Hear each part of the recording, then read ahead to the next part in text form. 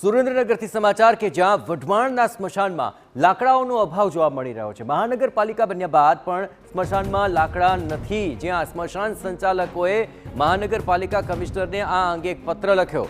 સ્મશાનમાં પૂરતા લાકડાઓ મૂકવા માટે પાલિકા પાસે તેમણે માંગ કરી છે। અગ્નિ સંસ્કાર માટે આવતા ડાઘુઓને તેને કારણે ભારે હાલાકીનો સામનો કરવો પડી રહ્યો છે।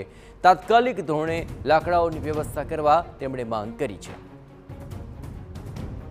વધુ વિગતે વાત કરવા જોડાઈ રહ્યા છે TV9 સંવાદદાતા સાજિદ બેલીમ। સાજિદ, આખરે કેટલા સમયથી આ પ્રકારની સમસ્યાનો સામનો અહીં ડાઘુઓ કરી રહ્યા છે અને આ પત્ર લખ્યા બાદ કોઈ કાર્યવાહી?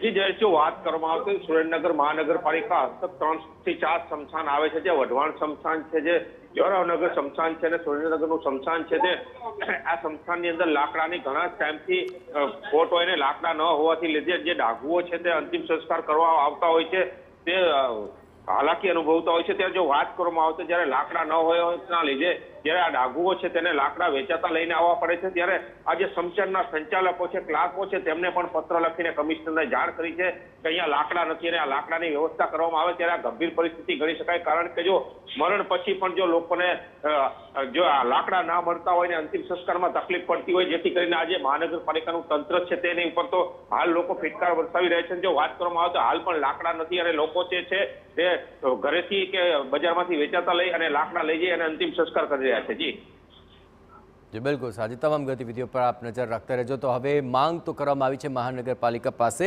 હવે પૂરતા લાકડાની વ્યવસ્થા ક્યારે થાય છે તે જોવું રહ્યું।